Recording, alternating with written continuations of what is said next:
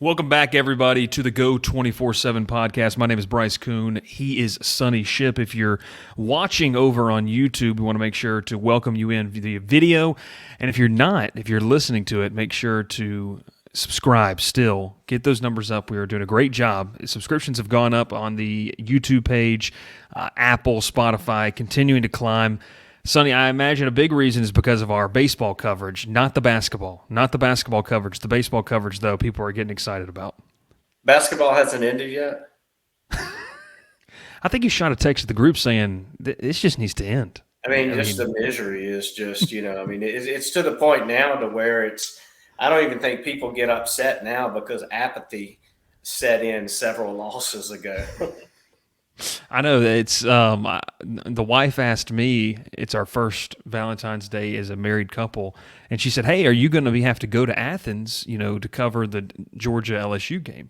And this was about 2.5 months ago. I said, "Maybe, I don't know, we'll see." And then Glenn gave me the green light and said, "Hey, don't worry about it. There's no, it's fine.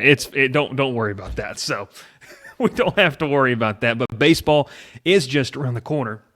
But we wanted to touch on today the 2024 class. It's never too early. The staff has definitely kind of turned their attention to the 2024 class. And Sonny, I as much as you, as well as you know, I kind of attribute it can be a little bit of a silly season. You see a lot of offers come out to a lot of different kids. And it's not that the kids are not deserving of the offers. I want to preface with that. There's a lot of talented kids that LSU has offered. But part of the job that, you and I have to do, we have to do, and people on 24/7 Sports as a whole is kind of sift through that. Who are some of the real options? So today we're going to kind of take a look at some of the real targets, especially some in-state talent that I know Brian Kelly and his staff want to keep within Louisiana's borders. But when we look at this class right now, you're sitting here in February, Sonny. You have 8 commits, number 3 in the country, and it's some high-level talent that is not only feels like they're pretty committed to what LSU has, but also doing a good job of recruiting other guys to come in as well. Yeah, and when you kind of lay the groundwork of this class from the get-go, 8 commitments, like you said, the number 3 class in the country with 24/7 Sports and also on the 24/7 Sports composite. But I think when you get past just those numbers right there, and you look at the class, more as for what you have, you have to feel good about the fact that there are several things you can highlight. One, you got a quarterback. You already got your quarterback in the class, in Colin Hurley, who's not only working on his craft, but also one of your most avid recruiters out there. He's busting his butt on the recruiting trail. He's going to help you bring in guys. He's going to help you, he's going to help you be able to get in on guys who maybe you wouldn't have necessarily gotten in on before, just because he can do a lot more for you than coaches. Kids aren't, prospects themselves are not regulated by any sort of rules or anything, so they can reach out to kids. They can talk to kids as much as they want, whereas the coaches are hamstrung by the NCAA rules that they have to abide by, relative to what recruiting period that they're in right now. Fortunately for us and for the LSU staff, we're in a dead period right now. Mm-hmm. And the dead period, what that means is that there's no unofficial visits. Coaches can't be out on the road. You're limited to being able to talk on the phone, message, means like that. And that gives us a little time to refresh. It also gives coaching staffs all across the country their first opportunity to have any kind of downtime since basically August when fall camp opened. And so, being in this period right here, it's kind of like everyone's just kind of recharging right now. But there's still a lot going on the recruiting trail. Coaches are working those phones from their vacations. They're, staying in touch with some of the kids that they have. And so, while a dead period is a little bit misleading in this industry, because when it comes to recruiting, it's never dead. But, going back to those positions that LSU has been able to hit on, you got your quarterback. if you look at Louisiana for 2024, I think it's gonna be very light as far as P5 offensive linemen go. Mm. Kyrie Lee out of John Ehret is your biggest name right now, and he's your biggest guy that has emerged at that position. And LSU already has him on board. And so that's that's another one that you can look at and you can kind of say, okay, we're off to this fast start, but it's also a quality fast start. You go over and you look at linebacker. Linebacker is going to be a big need for you, especially with the limited numbers that you already have on campus right now. Xavier Atkins, you've already got him committed. Yeah, you don't like the fact that he's moved to where he's now basically about an hour and 15 minutes away from Texas A&M's campus outside of Houston. But he's still a guy that, I think you have to feel good about where you have him right now. Then you also have Maurice Williams Jr. out of Houston who's committed. Mm-hmm. He's a guy, is he going to be a safety? Is he going to be a linebacker? I still think that he's a guy that when he gets to LSU, he's going to start out at safety. And if he grows into a linebacker, then that's the path that he'll go. But, with linebacker being a big need position right there, it's good to kind of have you've already got a little head start in areas like that. So I think that, having the rankings, having the commitments right now, is nice when you look at the list. But when you really dive into it, I think you have to feel good about the quality positions that you've been able to address already. Yeah, it's definitely not a time of the year where you want to say, hey, we've got the number 6 class in the country, but it's really we don't have a standout guy. I think LSU is sitting in a pretty good position where, hey, it's a top 5 class right now. Obviously, a lot of things can happen, but you feel good about that depth. Now, staying within the state of Louisiana, because we know it's very important, a lot of talent. You look at the top 2 guys per 24/7 in that. Tradez Green, the tight end, who's got a crystal ball into LSU. He could pair very well with a guy like Tavion Galloway, 2 guys that, look, I had a chance to talk with Tavion Galloway, earlier this week, and they saw what Mason Taylor did in year 1. And so that package deal, along with a quarterback, offensively, that has to make you excited if you could pull in a guy like Tradez Green, like right now the number 1 player in the state of Louisiana. Yeah, right now I feel good about LSU landing Tradez Green. I'm not sure what sport it's going to be, though. Is it going to be football or is it going to be basketball? Because he continues to grow, he continues to get taller, and I was talking to a coach earlier in the week, and he told me that that if he's not 6'8", he's pretty close to it. And okay. So, there's even reports of him being, as tall as 6'9". And so as he continues to fill out, I think you really start to question, okay, how big is this guy going to get? Is he going to outgrow tight end?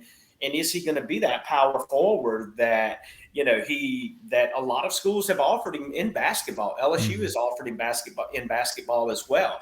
And so, I think the jury is still out on Tradez Green and what route that he actually goes. And now being that it's in basketball season, he's probably leaning towards basketball. Just like when it was football season, he was leaning towards football. Mm-hmm.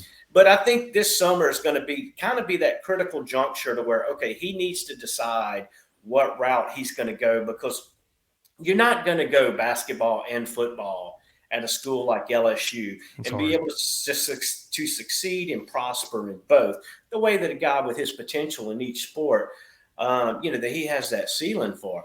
And so I think this summer is going to be critical for him. Is it going to be the football route? Is it going to be hitting the AAU circuit? So that's a big question with him. I think when you go back to when you look at, and who was the other one that you mentioned? I'm sorry, Tylen Singleton? Tavion Galloway, the other tight end that's currently committed. Yeah. And look, Galloway came down last summer for camp. He worked out for Mike Denbrock in June. Mike Denbrock was very familiar with him from his days of being the OC and the tight ends coach in Cincinnati.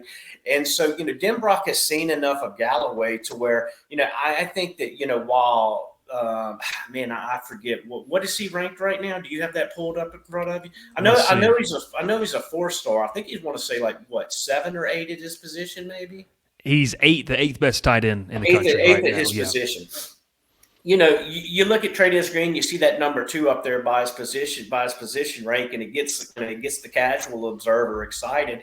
And then they may look down and say, oh, well, this one's number 8.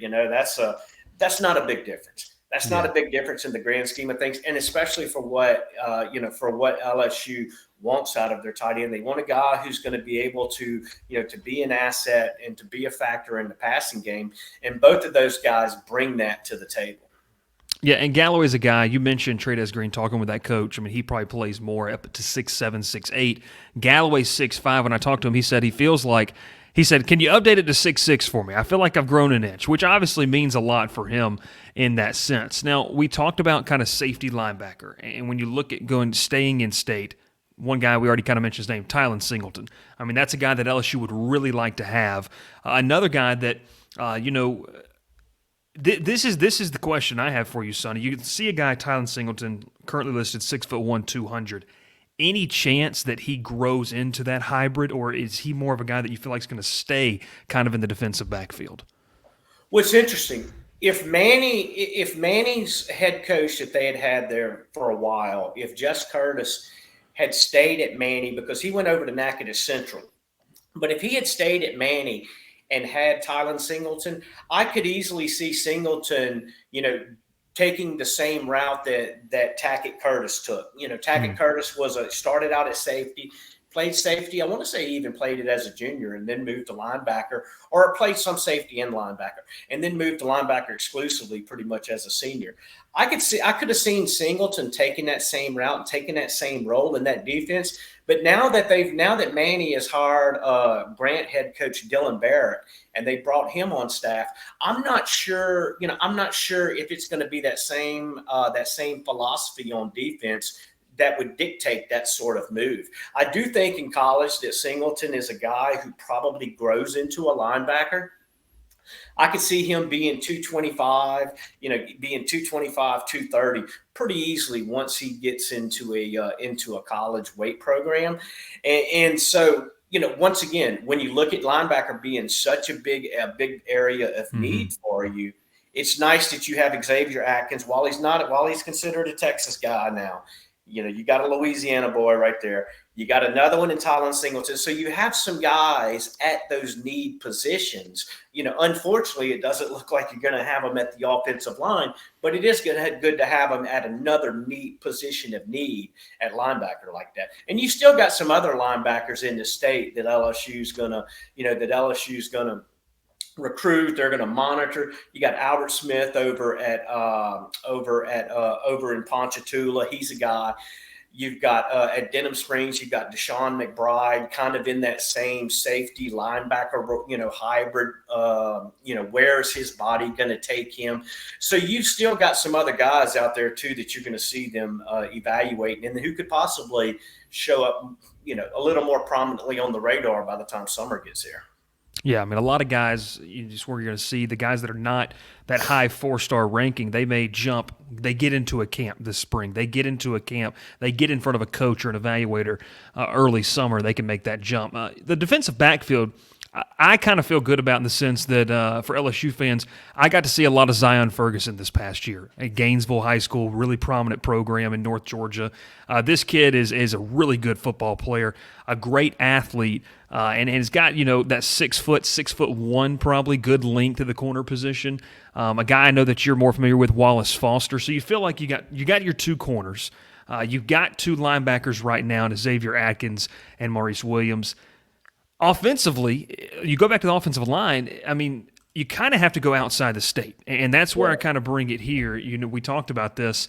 I'm not going to butcher his name, but Mr. Lambert out of Massachusetts that Glenn did a great write-up on, obviously the offensive tackle. This is a guy where they're going to have to reach out of state. How much of a recruiting footprint, or does it matter? Does the brand of LSU matter to a kid that's from the Northeast, that's from nowhere near the LSU campus?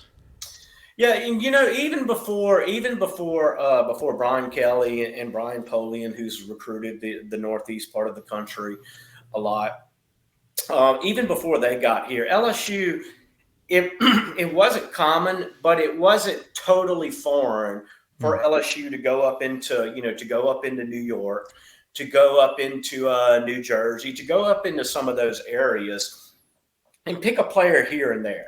I think that obviously having Kelly and having Polian on staff, who they have those connections, they have those ties with the high school coaches, with the other folks in that area who, from their days of recruiting that part of the country, I think that helps.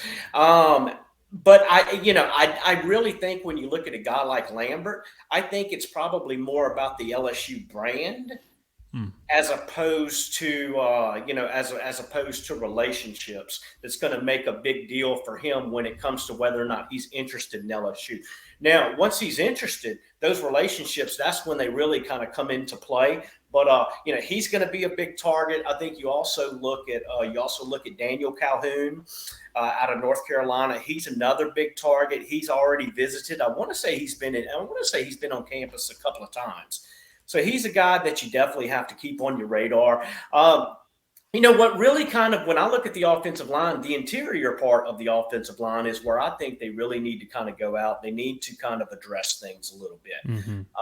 You can always move guys from the edge. You can always move them inside, but you also need 2 or 3 of those. And, I think you also need in this class a couple of guys who are just, hey, I'm a road grader. I want to be inside. I want to get my hands on somebody. I want to pancake them. I want to drive them into the ground.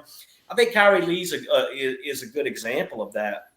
But I think they really need to kind of go out and they need to get a couple of more, because while you look at the interior of LSU's offensive line right now and you feel good about it, going into this season, you have Miles Frazier who, including 2023, he goes into this spring with 2 years of eligibility left.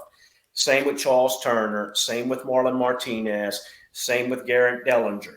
Those are 4 guys who you could look at and say, okay, those all look like 4 guys who could start on the interior in the SEC. Mm-hmm. But you also have to look at the fact that these guys are also older. Do they take advantage of that COVID year? If they take advantage of that COVID year, then you're in a better position. You're in a good position. But if not, all of a sudden you're potentially talking about your top 4 interior guys who could leave after this class. So you really have to look at it. I think you really have to address it. DJ Chester, you'll start to get a better idea on how he's going to be able to handle snapping the ball and handle the center position, before the season starts, by the time you give him the summer and you give him a fall camp to go through. But, so I'm not saying that you necessarily have to go out and you have to get you a center, but I think you do have to get you just a couple of big maulers, a couple of big road graders who want to line up inside to really kind of help solidify the depth for when you do lose those 4 guys that we talked about. Yeah, and I think it's where a name for me, Jordan Seaton, kind of comes into play. Yeah, I mean, we'll see. How does that recruitment take off? I mean, obviously, He was offered by LSU last November, but like you said, I mean, this is a good portion of its recruiting class that they're trying to address. And like you said, I think there's a need where you could be sitting in 2 years really pretty with a lot of veteran presence on the interior, or it could be the exact opposite. And look, I mean, time will tell whether these kids take that COVID year or not. It's a luxury, but also can really come back to hurt you. So it really is. We should only have, I think, 1 more year or 2 more years to worry about that. I think it ends at 2024. So I think we basically have 1 more year that we have to. I'm ready to go back to the time where you could just look at a roster and take the guesswork out of it. You look at a roster now and they've got a kid listed as a senior. Oh, but he's been here for 8 years. Yeah. So I'm just ready for those days, because now you look at a roster, you have no idea if the kid's a senior, if he has 2 years of eligibility left, really how it is. No, yeah, I'm tired of looking at rosters seeing, 5th-year sophomores or 5th-year juniors, however it works. But no, Seaton's definitely an option on the inside part that'll be kind of interesting to monitor going forward, as well as a host of other guys. When you look still outside the state, I mean, I can speak this a little bit more. I mean, you have guys like King Joseph Edwards that's been kind of a guy they've really looked at both as a pass rusher and a tight end, just a really great all-around athlete. I know you talked with Caden Durham out of Duncanville, Texas. He went on an unofficial this past January, I should say last month now. Where does LSU – because you did a great piece on the 2025 class. It's loaded with running back talent, especially in the state. Where do they look in 2024? Because once again, you have a room that has a lot of talent, but once again, all these guys could leave. I mean, there's a big Noah Kane. All of these guys could leave John Emery Jr. next season, and some of them will have to. So you kind of have to hope you have a good depth chart before you look at that 2025 class. Yeah, I mean, if the running back room stayed the way that it is right now, you would enter fall camp, enter the summer with 6 guys, 2 true freshmen in Caleb Jackson and Trey Holly, Armani Goodwin, who will be a junior this year, coming off of his knee injury that ended his season, little past the midway point, I want to say. But then after that, you've got 3 guys. You've got John Emery, who he's going to be a senior. He would have another year of eligibility left. You've got Josh Williams, Noah Kane, who will be done. So you could potentially lose 3 of those guys. But I look at it. I think Caden Durham. He's a guy that I think that as of right now, I would put him in the in the class as a guy who I think would be likely to pick LSU right now. But if they take another running back, I think it's going to be a transfer portal guy, because you want to get someone who's got a little experience. You want to get someone who can maybe come in and help fill a short-term gap, but at the same time, not affect the perception of your roster and your running back room to where those in-state kids for 2025 start looking elsewhere. Because I could easily see LSU taking 3 in-state running backs in 2025 right now. But if you go and you add 2 guys in this class, 2 high school guys in this class, I think that may affect your ability to be able to go out and convince all 3 of those guys, that they want to join that running back room. So it's going to be interesting to see how they address it. But right now, I like Caden Durham in the class. And then if I had to say, because I don't see them losing 3 running backs and then only adding 1, but it's a lot easier to sell those 2025 running backs on, hey, this guy, we brought him in as a transfer. He only has 1 year left when you get here. That's huge. I think that's an easier sell. Yeah, you have to keep the focus down the road. I mean, because we say let's say we go 1 year from today. There's hopefully a transfer running back in fold. There's a guy like Armani Goodwin that can come back, and if those 3 guys leave, you're selling to a 2025 guy saying, hey, you instead of having potentially 4 guys above you in the pecking order, you're going to have maybe 2, and we'll have to see kind of how that lays out with the rest of the season if anybody decides to leave or gets a better opportunity elsewhere. It's going to be really interesting to watch. Sonny, as we kind of wrap this up, we've gone through some names, and a lot of them have been big names. I mean, obviously, we could talk about Colin Simmons, a guy that is LSU really likes off that edge out of Texas. Is there anybody, when you look at their film, or maybe you've perused through the list in Louisiana, that we don't really have, or maybe the fan base doesn't know a lot about right now, but that could pop off this summer that's worth mentioning? Yeah, I think there's a few guys. A guy that I start with is Ruston linebacker Jaden Mayfield. We've got him listed at 6 foot. He's probably a little under, a little shorter than you would like your inside linebackers to be. But man, he's a guy, when you look at him on tape, I mean, he gets to the ball with authority. He really moves well on the second level. And so he's a guy I'm anxious to see kind of where his recruitment goes. Deshaun McBride out of Denham Springs, that was another guy that we mentioned earlier. Kobe Young out of Holy Cross, he's a guy who's a 3-star prospect with us right now.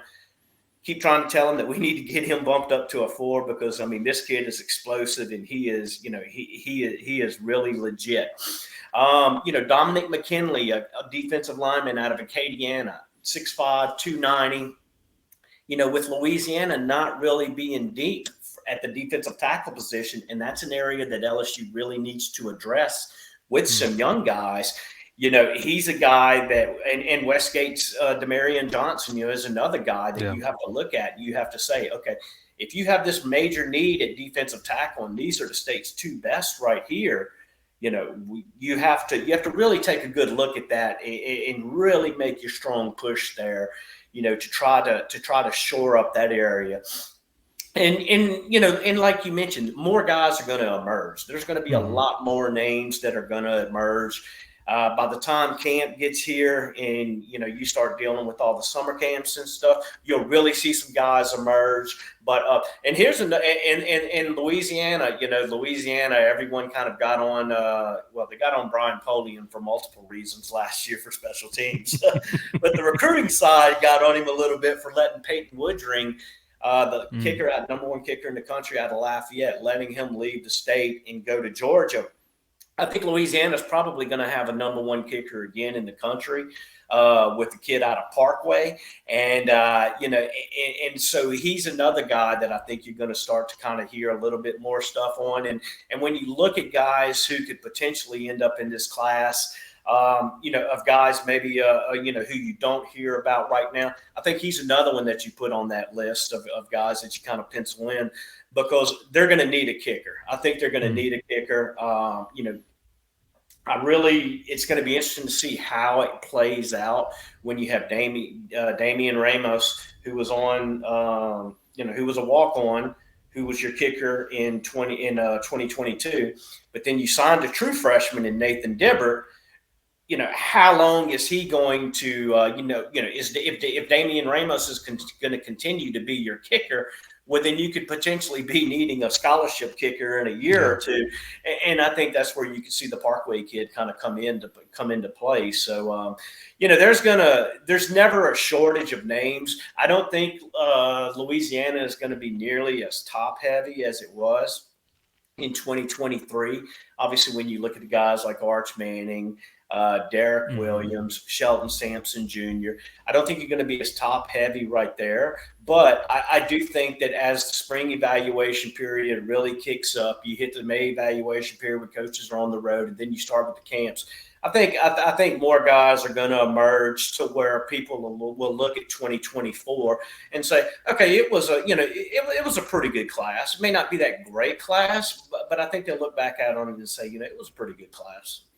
Well, and it's a good class right now that LSU has committed. We talked about that, and obviously, like we've mentioned multiple times, there's going to be multiple kids that rise up big boards, not only of LSU, and that'll be something to monitor as well, is if LSU gets a kid in a camp on June, July, what other schools take notice? What other schools say, hey, this kid, we had him pretty highly, evaluated, but now he's taking another jump, and it'll be interesting to monitor as well. Sonny, appreciate it as always. Talking a little recruiting, 2024 class, never too early to begin those conversations. It is there truly is no off season, but right now, basketball not doing well, but you do need to check out the women's game Sunday night, a little appetizer before the Super Bowl. Sonny, I'll ask you who you got in the Super Bowl. I know you kind of started a little thread, but for the people who maybe aren't on the VIP board yet and need to get a part of it, a little teaser. Who you got in the Super Bowl on Sunday? Yeah, I went Chiefs 27-23. I'm going. I want the Eagles to win. I just want to say that I want the Eagles to win. I like Sirianni, but I'm going Chiefs 26-19. I think that I think Kansas City has too much firepower. And look, when you look at that roster, they've been there, they've done that. It's too many times to count. It feels like at this point. So they've got the edge, in my opinion. The bigger question is: are you going to watch it at your place with you and your wife, or are you going to watch it with others? I think I'm watching at my place with my wife, and I think we're just going to hang back, enjoy a nice weekend, because the one thing I love about it, and listen, college football, you got to figure this out. We saw kind of all the news breaking, with new expanded playoff. The Super Bowl's got it figured out. A 6 p.m. Eastern time slot, 5 p.m. Central start time. You can, you get the kids to bed. We don't have kids, but I'm sure, Sonny, you've had to go through that. You get the kids to bed, everyone gets to watch, enjoy, and you get a full night's sleep. National championship game starting 9 o'clock Eastern, it feels like every single year. It's miserable. Dude, you ain't got to tell nobody that you don't have kids. What the hell are you talking about getting your kids in bed for 5 o'clock? Man, they're not dogs and cats, man. Give them some Benadryl, right? That's what my parents did to me. Jeez, knock them out. Oh, man. Well, look, it's another great – we just go straight value here. You never know what you're going to get. We don't mess with the over-the-counter stuff. You never know what you're going to get on the Go 24/7 podcast. That's not going to be edited out. That's going to be kept for entertainment value purposes. Absolutely. Absolutely. And it gives you a reason to make sure you subscribe to Go 24/7. Get on the boards. Never a better time. We got baseball coverage coming. Glenn West has been at every single press conference. He and Dylan Sanders doing some great work there. And we're going to keep pumping out content because we are now just 8-9 days away from the start of college baseball season, and much anticipated. I know at this juncture in the season, practice, you're ready just to play somebody else in another uniform, and that goes for any sport as they get closer to the start of the season. My name is Bryce Koon. He is Sonny Shipp, and we've been talking 2024 recruiting for LSU. Never a better time to talk about it. We'll catch you next time, whether it's Apple, Spotify, anywhere where you listen to podcasts, or right here on the YouTube channel. Make sure to subscribe, make sure to like, and let us know what you think about the upcoming 2024 class for the Tigers.